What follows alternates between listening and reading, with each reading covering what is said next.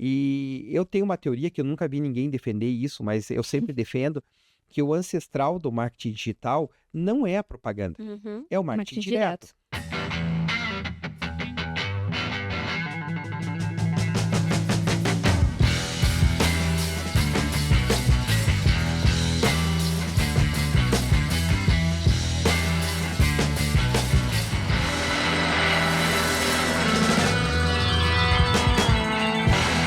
Salve, salve, pessoal! Eu sou o Luiz Fernando Justus e hoje eu estou com uma convidada super poderosa, super especial, alguém que manda em tudo.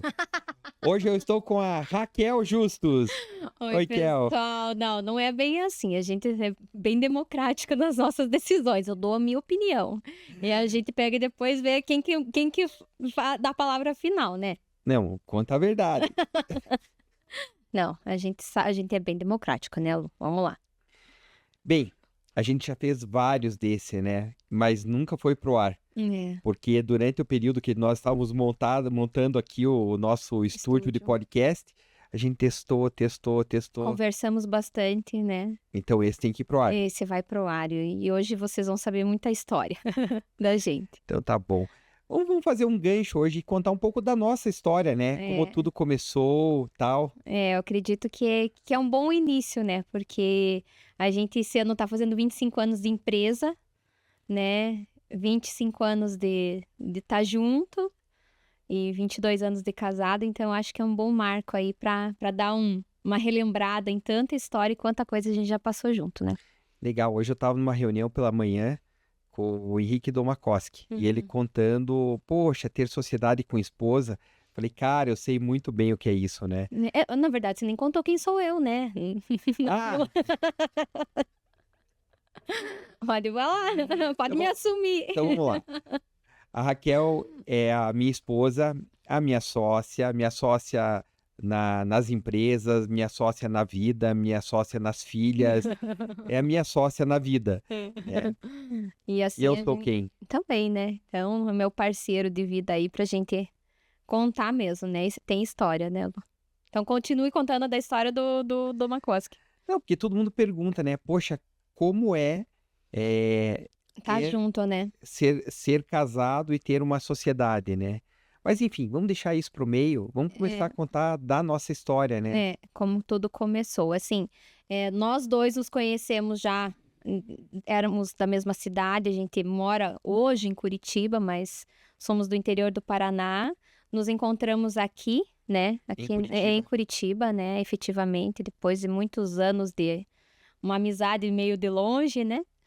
Mas independente, né, da nossa parceria como casal, né? Devido, eu acho que a gente vai contar esse envolto que existe, né, de A parte de casado, de empreendedorismo, né? empreendedorismo, como que a gente conseguiu passar por vários perrengues e estarmos juntos e de uma forma leve, boa e cada vez mais, como que eu disse, assim, mais tranquila mesmo, né, trocar ideia. A gente tem muitas diferenças, eu e o Luiz, assim, a gente é muito diferente, no modo de pensar, mas a gente tem os mesmos valores. Eu acho que isso é a diferença também, uma das diferenças, assim, a gente pode pensar diferente, mas a gente quer ir para o mesmo lugar.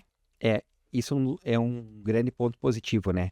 Mas pensar diferente não é um problema. Eu acho Não que é. as diferenças se Você complementam, né? complementa. A E gente sempre falou isso, né, que e não foi nada, premeditado, né, a gente foi se conhecendo realmente, né, na forma de pensar, na forma de agir, se moldando um ao outro, né, vendo o que um tinha de melhor e tentando, reavaliar o que não estava legal e freando aquelas partes que a gente sabe que todo mundo tem, que precisa, melhorar, né, e ter consciência disso, né, porque isso a gente tem que pisar em orgulho.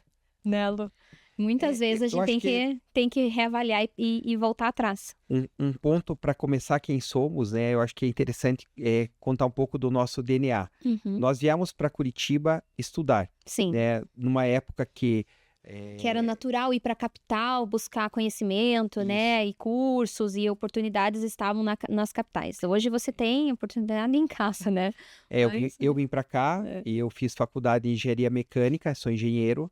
A Raquel Eu fiz fez arquitetura. arquitetura, né? E o nosso início profissional, né? Eu vim da área de engenharia, mas eu tive uma intersecção durante a faculdade nessa área de artes, né? Eu fui músico dos 12 aos 25 anos, toquei em bandas e vivi esse lado da música e conheci muita gente da área de publicidade e propaganda, designer, né? Nesse meio efervescente da música.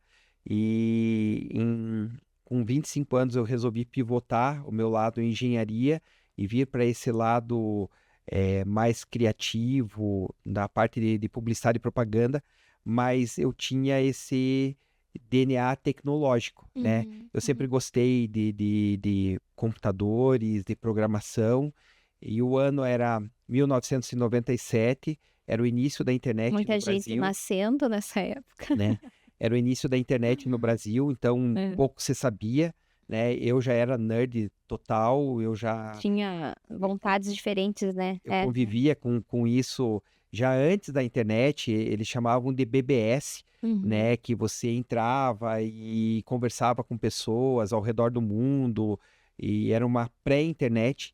Então eu peguei a internet ainda dentro da faculdade, eu conhecia a internet no laboratório de informática do curso de engenharia, que era o laboratório onde a gente Lá na estudava Federal, né? AutoCAD e etc. E me empolguei com isso. E daí, essa paixão pela música, eu ficava baixando tablatura de guitarra, porque você só conseguia comprar tablaturas de guitarras quando você comprava uma revista americana. Aí vinha lá as músicas com as tablaturas. E eu descobri que eu podia baixar essas tablaturas na internet. Aí foi uma loucura, né? E detalhe, era a época que a internet era caro, porque ela era discada, era por telefone, a telefonia era muito caro. E depois da meia-noite, você acessava a internet e pagava um pulso. Então, o que acontecia? Eu entrava na internet meia-noite e eu cansei de ver amanhecer o dia, porque eu passava a noite acessando a internet. Era lento, custoso, tal. E aí eu me empolguei, eu vi que aquilo ia ser muito legal, ia ter uma revolução do mundo através disso. E em 99 nós montamos uma agência de digital. Gente, uma agência de digital em 1999. Nós éramos ETs. Eu lembro muito bem, quando a gente, né, iniciou o namoro, tudo, eu não tinha muita noção, né, observava, para mim era um olhar mesmo de publicidade, porque querendo ou não, né, tinha algo junto ali, mas tudo que vocês desenvolviam era diferente, né, a gente não tinha um Quantas acesso, vezes na assim. tua vida você viu as pessoas perguntarem o que a gente fazia? Ninguém entendia. Ninguém entendia o que a gente fazia, a gente explicava, era algo assim que tinha que contar uma história muito longa para entender o que que era internet, o que que poderia ser feito, quais eram as programações, As né, as possibilidades, né? possibilidades, aonde que aplicava.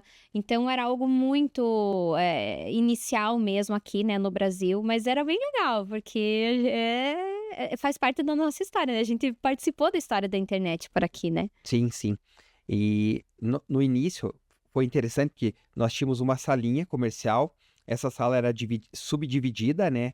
E de repente ele começou a contratar umas pessoas, mas o nosso time era uma garotada que tinha 17 anos, era um pessoal que vinha do ensino médio ainda. Uhum. Tinha 3 meninos que vieram do ensino médio do Martinos, que era um colégio que tinha ensino técnico. Uhum. Poxa, e esses meninos, eles eram geniais, né? E eles foram essas pessoas que vieram para a agência no início, que foram dando caldo. Porque o que acontece? O mercado não sabia o que estava comprando, que nós também não sabíamos o que estávamos vendendo. É, eu ta Ninguém sabia na nada. verdade estava muito próximo do programa, né, do episódio, até quem não assistiu assista, do Fábio Bastos que você conversou, né, que sobre o como ele ia desenvolvendo os programas também, vida na vida, né. Você vai desenvolvendo, vai aplicando, vai vendo como que esse negócio vai se movimentar e vai tocando, né, e vai desenvolvendo. Foi mais ou menos por aí. Não, no início, nós éramos loucos por um site chamado Baltaser. Nós pegávamos, deixávamos ele carregando a noite toda. Quem conhece Baltaser tem que falar aqui. E aí, no outro dia, a gente acessava. Era um site em flash que tinha lá uns. Uhum. E a gente acessava esse site e para nós era o máximo. E eu lembro que no segundo mês da agência, um programador olhou para mim e falou assim: o futuro da internet é conteúdo. Aí eu olhei para ele assim: esse cara é um idiota. Da onde conteúdo? O futuro é o Baltaser. E cá E eu, estamos e nós, né? cá, Fazendo conteúdo, né? né? E eu estava errado e ele estava totalmente certo, né? Aí, no primeiro trimestre da agência, nós fechamos o primeiro cliente relevante, que foi o ZAS, Na né? Que época. depois virou Terra. E o ZAS tinha uma coisa chamada cidade virtual. Então, toda a capital tinha sua cidade virtual. E nós fazíamos o conteúdo da cidade virtual de Curitiba, que era a programação do teatro, do cinema, os jogos de futebol, notícias esportivas. É o conteúdo regional, assim, cultural, artístico, né, esportivo, um pouquinho de política, tal. Aí na sequência, Só uma história que eu tô lembrando aqui.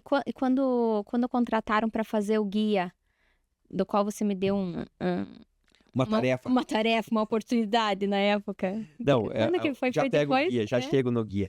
Aí o segundo projeto legal que nós fizemos foi o portal da Rádio Rock. Então nós fizemos o primeiro portal de conteúdo de uma rádio aqui, pelo menos em Curitiba. Ainda não lembro se existia. E aí nós tínhamos um portal que nós falávamos sobre rock, sobre música, os shows que estavam Era bem pulsante, era bem legal. acontecendo, etc. Aí, na sequência, nós começamos a pegar as empresas de listas telefônicas como cliente. Aí veio a história do projeto que a fria que eu coloquei você, né? Então, no Brasil tinha a Editel, que fazia as listas telefônicas aqui da região sul, e tinha a Listel, que fazia as listas telefônicas da região sudeste. O pessoal não sabe o que é isso, né? Hoje não tem ideia. Imagine que antigamente você saía de carro e você tinha um guia de mapas. Tinha que ter, né? No carro, né? Não existia Google Maps, Waze, nada. esse tipo de coisa. Você tinha aquele guiazinho de mapa que você tirava do teu porta-luva e ia seguindo o mapa do guia, né?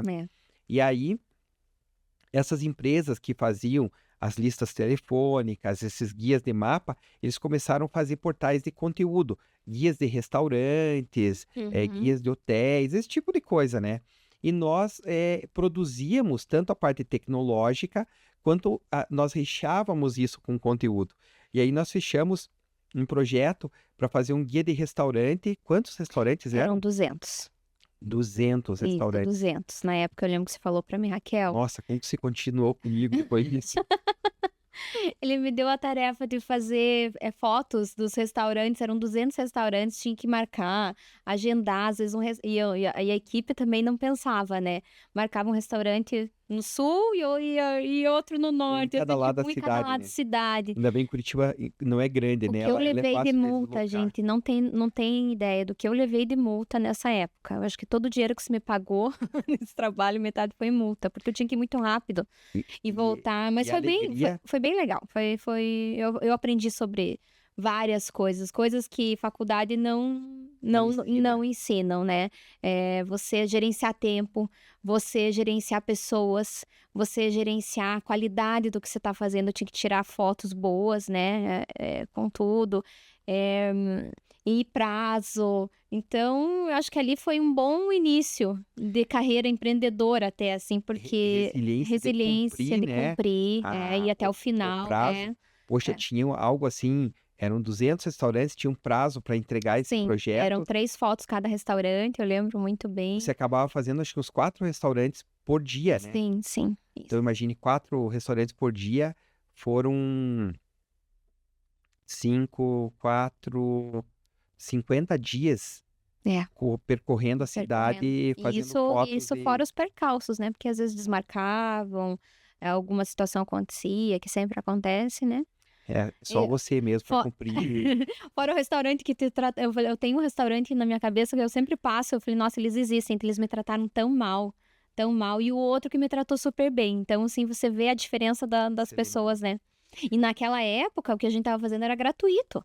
A gente precisava para os restaurantes, né? Os restaurantes não estavam pagando nada, eles estavam recebendo aquela benesse, né?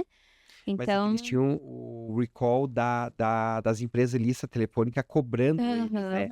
Então eles achavam que depois disso vinha alguma cobrança, alguma coisa, e por isso que alguns trataram mal, né? Agora, bem, é bem tua característica, né? Da missão missão cumprida, dada, né? missão cumprida. Não sou de desistir. E depois disso, acho que a gente foi construindo cases legais, né? E de repente a gente entrou no radar de todas as empresas gigantes, né? A gente começou a fazer projeto para Volvo, para Kraft Foods, para New Holland, Daí para desencadeou uma série, Boticário, né, aí começou a época na qual as grandes empresas precisavam ter o seu endereço na web, seu né, site, né? seu site, seu, né, sua vida ali, pelo menos existente, né. E eram as grandes empresas que podiam pagar pelo É, trabalho e e tinham uma, entendimento, ainda era uma coisa, né, mais elitizada, vamos dizer assim, porque ainda não estava popularizado. Não, a internet nessa época, ela era assim, né? Eu chegava num cliente e eu ia vender para ele, olha, você tem que ter um projeto, um site. E Eles não entendiam, né. o cara olhava e dizia assim, ah, isso é coisa do futuro, volte no futuro, né? Uhum. E aí, no início, era o público jovem e com poder aquisitivo, Sim. né? E hoje a gente vai entendendo que isso foi O quanto popularizou, né, hoje você tem internet na todo palma da mundo. mão, todo mundo, né, Hoje todas as classes uhum, sociais, todos os gêneros, tudo. todas as idades, todas as regiões, né? Então não existe mais essa história, né, do jovem, do Não, não, geek, né? não, não. Não, Tá realmente é verdade. E aí foi entrando, lembrando que na época, por exemplo, hoje a gente tem o que a gente chama de CMS, né? uhum. Content Management System, é o sistema de gerenciamento de conteúdo, né? Na época não existia. Então nós desenvolvíamos os nossos gerenciadores de conteúdo. E Uhum. depois foi aparecendo Joomla, Ah, Drupal, uhum. né? Esse tipo de tecnologia, até que veio o WordPress, e o WordPress hoje virou praticamente 98% de Uhum. toda a internet é Sim. feita com Uhum. WordPress. Mas na época não existia. Aí, um projeto que eu lembro, assim, que me chamou a atenção, em 2002, nós fizemos o site da Copel. Nossa, esse foi um desafio grande, né. Para quem não é paranaense, a É. Copel é a Companhia Paranaense de Energia Elétrica. E assim, teve várias nuances esse projeto. Era um projeto gigante, porque a Copel é gigante, são várias subsidiárias, são várias empresas. Quando a gente terminou de desenvolver o site, a gente imprimiu todos os textos que nós Nossa, colocamos eu no lembro site, que eram, apostilas, 6 assim, né. apostilas Eu de, lembro de disso. textos, Uhum. e foram escritos para o site. Nesse ano a gente estava casando, 2002, nós né, estávamos a gente estava casando. casando. E aí, mas o maior desafio desse projeto foi o seguinte: na época, o governador do estado era o Jaime Lerner. Uhum. E o Jaime Lerner lançou uma possível privatização da Uma Copel. possibilidade, né, de Aí a empresa entrou em polvorosa e estava todo mundo com os nervos à flor da pele. uhum. E todo mundo queria participar de projetos dentro da empresa para ser relevante e para não ser dispensado Dispensado, né. depois. Uhum. Então, esse projeto do site tinha pelo menos mais 60 pessoas envolvidas. Era uma guerra interna, porque todo mundo tinha uma ideia, todo mundo queria impor. E nós, jovens, né, ainda imaturos profissionalmente, gerenciando isso aí com uma galera super qualificada, bem mais velha. Enfim, mas deu tudo certo, o projeto foi pro ar, ficou lindíssimo. Foi um É gol. mais uma etapa de desenvolvimento, né, eu acho que a gente até fala muito sobre isso. Cada cliente que a gente participa, cada época da ponto .com, da nossa empresa, né, de marketing e publicidade hoje, a gente aprendeu muito, muito, porque os processos, os controles, as pessoas, a Sim. gestão, e cada projeto é único, né, e cada empresa a gente precisa mergulhar, ter entendimento para fazer o trabalho que a gente, né, se predispôs a fazer, né. Eu acho que sempre a maior dor foi a gestão de pessoas, né? Pessoas, aham. É, isso é E um nós fomos crescendo o número de pessoas crescendo também, né? uhum, Então, sempre trabalhamos com um número grande de pessoas dentro do time. Outro projeto que me lembra bastante, foi marcante, nós em 2001, nós começamos a atender a Global Telecom. uhum. E lá por 2003, se não me engano, a Global Telecom fez uma joint Joint venture venture. com a Telesp e virou a Vivo. E nessa virada de chave de Global para Vivo, tudo mudou. Era site, intranet, Marca, tudo, extranet. né. Uhum. E eu lembro da semana que antecedeu a virada, que entrava a campanha. Vocês viravam à noite, né? A equipe virava à noite, não existia, Nós dormíamos dentro da empresa, eu nós lembro. levamos colchonetes lá, e inclusive pessoas da Global Telecom dormiam na Junto. ponto .com, né? Tipo, a gente revezava. Acampamento. Gente, foi uma loucura. É. E assim, chegou o prazo, virou, tudo aconteceu, foi pro ar, lindo, sem bug, e tá aí até hoje, né?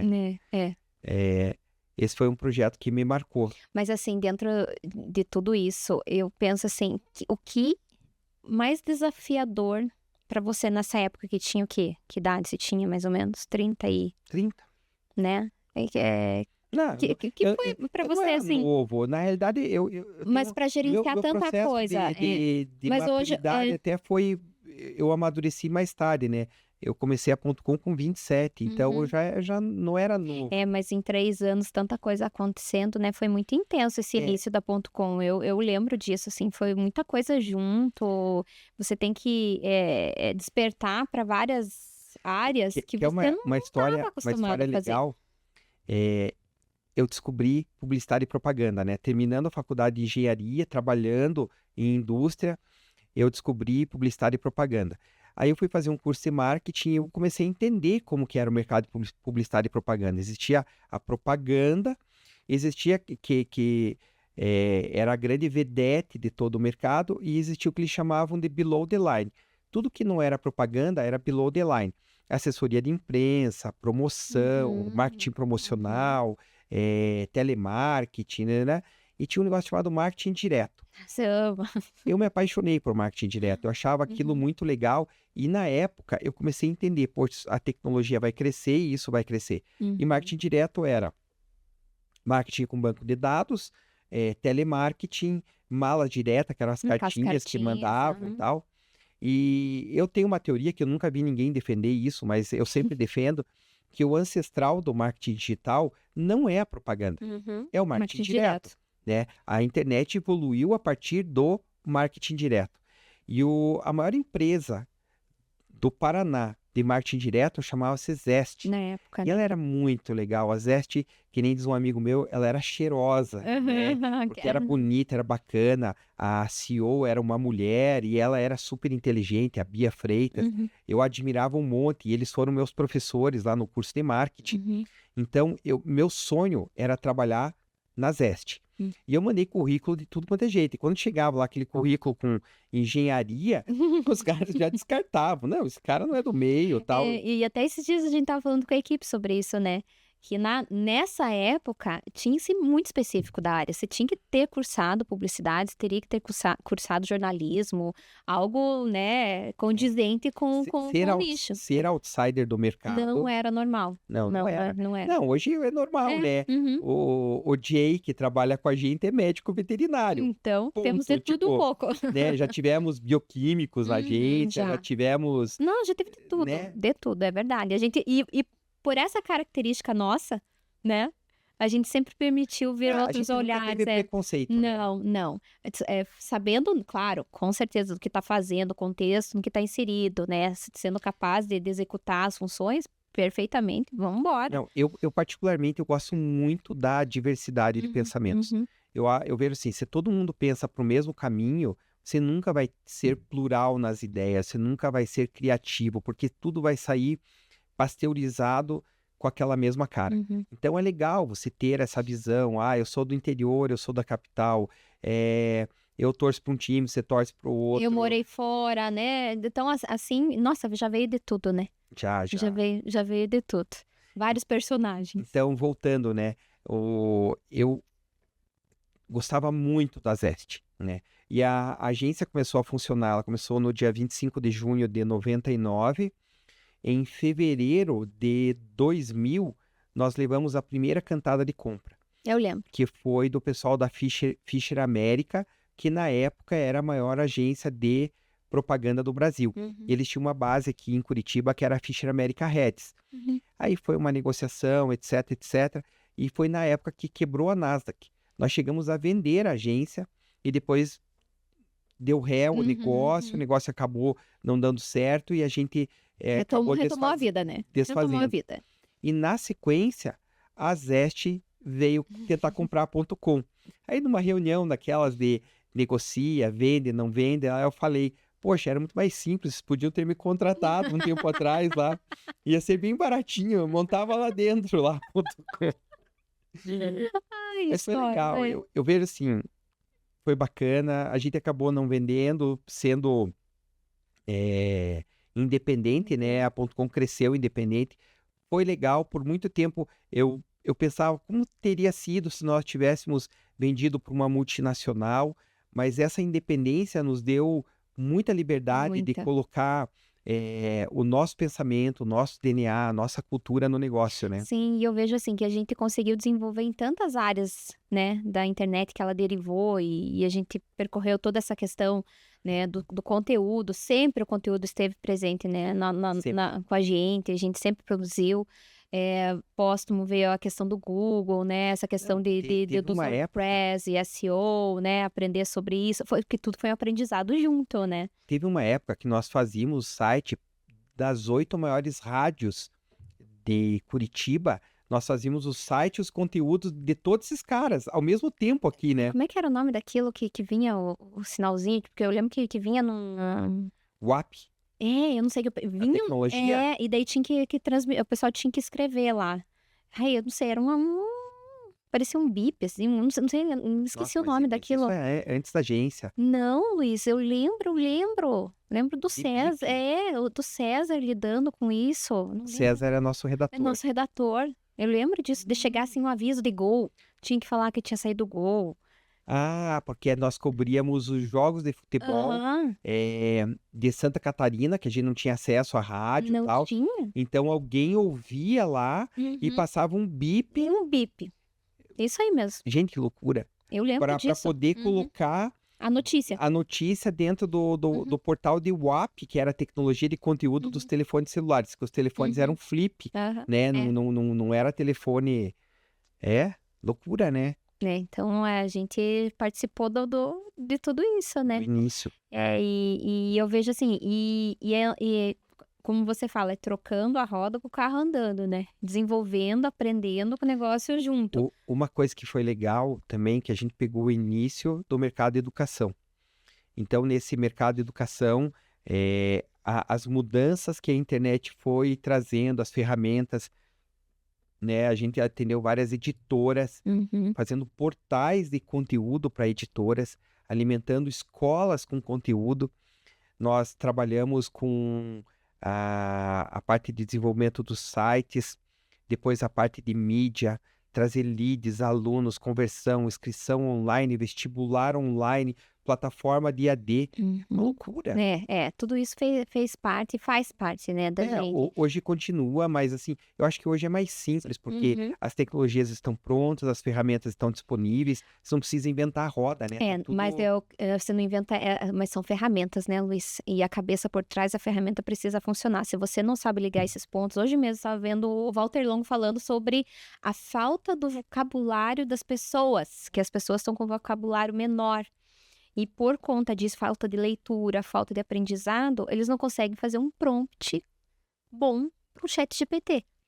Então a gente tem as ferramentas, Sim. mas eu acho que a gente hoje é muito mais fácil, mas a gente precisa ter noção do que faz essas ferramentas funcionarem, né? Acho que É. é por aí. Hoje, nossa, em meia hora eu fiz um monte de conteúdo, organizei um monte de coisa, porque realmente você sabe como estruturar e o que conversar com o Hoje chat mesmo eu pedi GPT, né? socorro para você, né, Luísa, eu preciso de repertório em uma tal área aí que eu sei que você tem, me passa, eu vou estudar. Eu preciso estudar para ter o repertório. Então é por aí, assim, eu acho que independente, né, hoje no atual que a gente está vivendo hoje, o repertório, o estudo, ele precisa estar junto, porque só as ferramentas não vão fazer milagre. Eu sempre falei na agência sobre essa história do repertório, né? Porque as pessoas chegavam, poxa, como que eu melhoro como profissional? O que que eu devo fazer, etc. E eu vejo assim, esse repertório de hoje, ele não está na faculdade, Não, ele está na vida. ele está na vida, Ele está na né? vida, Então na percepção de pessoas, você tem na que percepção dos ler, locais, né?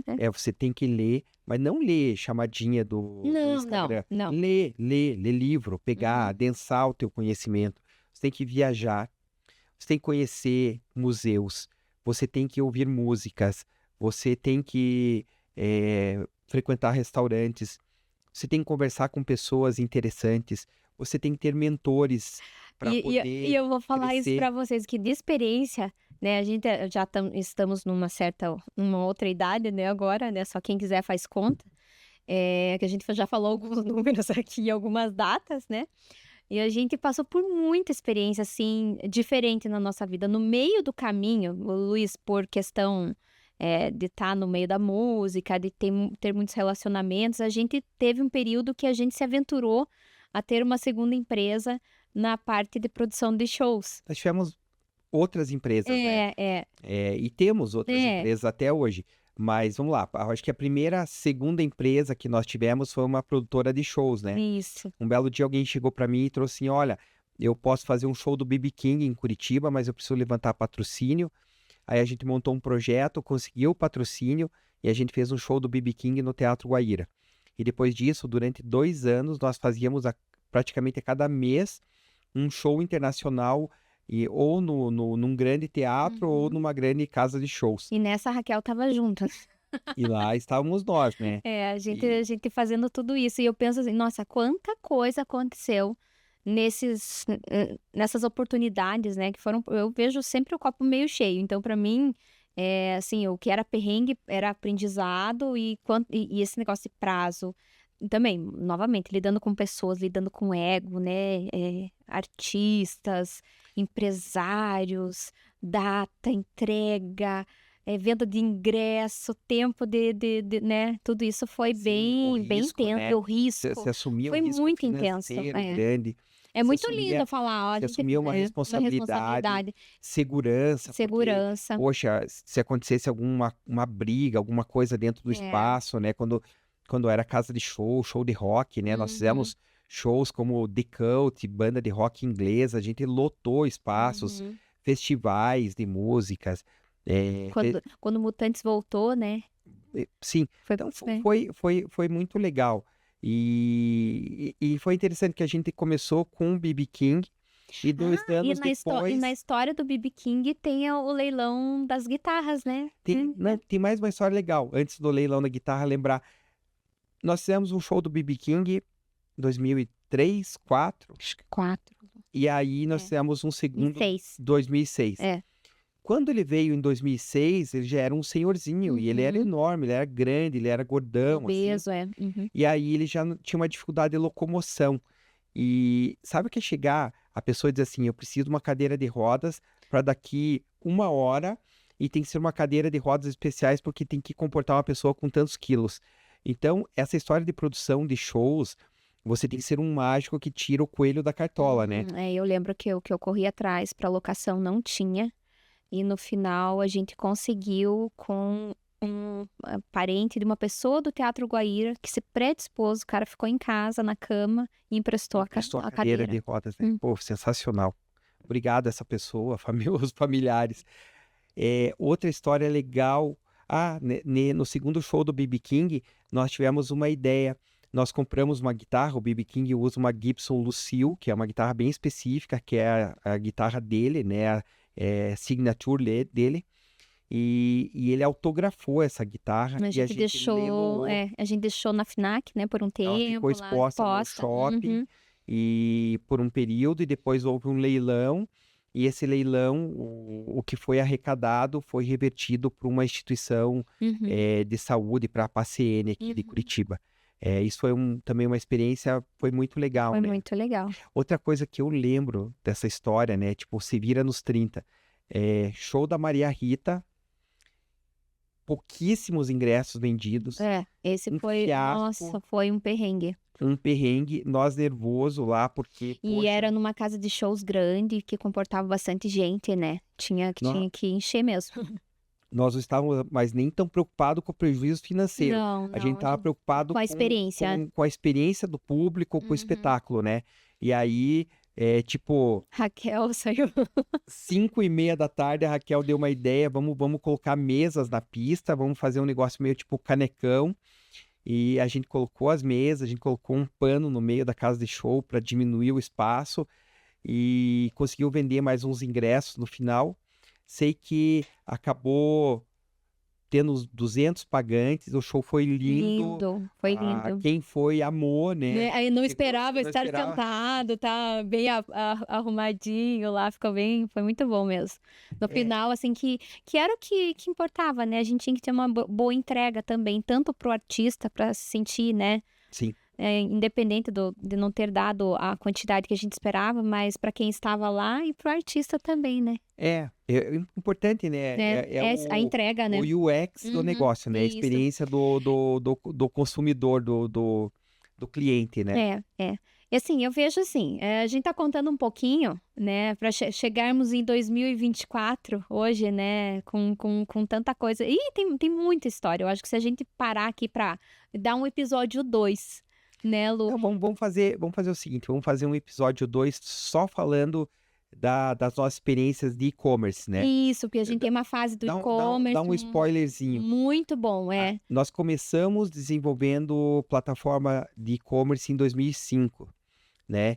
E aí nós sentíamos que havia uma deficiência de conhecimento, porque nós entendíamos de marketing, nós entendíamos de tecnologia, mas nós sentíamos a falta de entender do business, né? Uhum, a cadeia, né, toda, né? Aí eu cheguei para Raquel e falei assim, Raquel, vamos montar uma loja.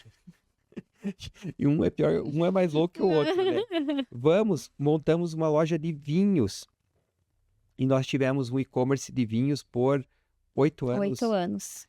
E foi muito legal, né? Eu acho que assim, a gente pode deixar isso para uma próxima, Um porque próximo episódio, vamos fazer um próximo episódio, porque vale a pena para não sair correndo tudo, não né? sair correndo tudo, tem muita coisa para contar e assim, para as pessoas terem noção do por trás, porque às vezes a internet vende tanta coisa linda, tanta coisa rápida, tanta coisa no estalar de dedos, em um mês eu estou assim, em 10 meses eu tô e as coisas não são bem assim, né? Então eu acho que Não, vale a pena. eu sou Vale a pena. eu sou um crítico voraz de tudo que está acontecendo hoje, né? Porque eu vejo o seguinte, as pessoas estão reduzindo o marketing a uma receita de bolo, Sim. o marketing a uma metodologia, né? Como se você pegasse, aplicasse isso e para todos os problemas essa receita Essa de solução. bolo fosse a solução.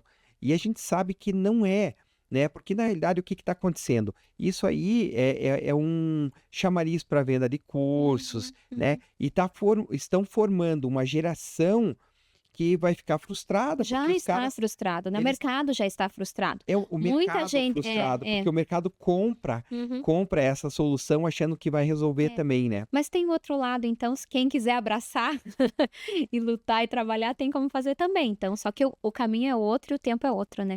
Então eu vou deixar um spoiler, nós vamos fazer uma sequência disso contando a fase dos e-commerce. Eu acho que a gente contou pra vocês, gente, o início, nos 10 primeiros anos da .com, e nem isso aí, né, da nossa vida, da nossa jornada, né, nesse período, assim, foram os 10 primeiros anos. Vamos marcar, dá pra gente falar da fase dos e-commerce, dá pra gente falar de toda a parte de gestão de pessoas, né, as Equipe. alegrias e tristezas nesse processo, dá pra gente falar sobre repertório, como que a gente adquiriu e continua adquirindo o nosso repertório de conhecimento e que a gente aplica hoje nos projetos onde a gente trabalha. E dá para a gente falar também no pós-pandemia, que o mercado mudou drasticamente.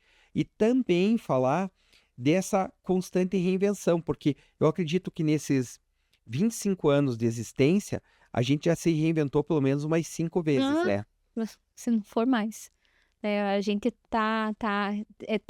se não reinventar, você não passa para a próxima etapa, porque a gente está no mercado de reinvenção que mudou, Muito dinâmico, muito né? dinâmico. Então a gente precisa acompanhar as ferramentas, mas acima de tudo a gente precisa acompanhar o mercado também, né? Então é por aí a nossa vida. E tem mais um grande finale, que daí seria a nossa realidade de hoje, a nossa transformação de entrega e de propósito. Que eu acho que daí tem mais isso aí para falar. Você sabe que você falou do Walter Longo. Ele é uma grande referência para mim, porque quando eu entrei no mercado, o Walter Longo ele já era a referência do mercado. Ele era um dos caras que estavam na crista da onda, era uma das grandes cabeças. E para mim ele continua sendo uma grande cabeça. E aí mostra o seguinte, que não é a idade, não é a juventude, né? Que você ter uma cabeça de inovação, uma cabeça de novas ideias, de acompanhar essas tendências, independe da idade. O Walter Longo, para mim, é uma referência disso. Eu olho muito ele nesse sentido, porque provavelmente ele tem aí 10, 15 anos a mais que eu, e para mim ele continua sendo Uma inovador, ele referência, né? continua sendo o cara das tendências, ele continua sendo extremamente culto, com um repertório sensacional. É aquela história, né? Quem tem repertório, tem conteúdo, é bom de ouvir, né? Tá Por bom. aí. Mas beleza, gente. Hoje era um papinho, era um Viu? aquecimento. Vocês vão conhecer mais sobre nós, E a sobre a gente vai estar gente, mais junto sobre a aqui. empresa, sobre os nossos negócios. Então, aguardem aí que de tempos em tempos, entre vários convidados ou outros aí, nós fazemos o segundo, o terceiro, terá muito bate-papo Fazer uma entre nós aí. série.com aí. Tá bom. Obrigada, Até a gente. próxima. Tchau, Tchau, tchau. tchau.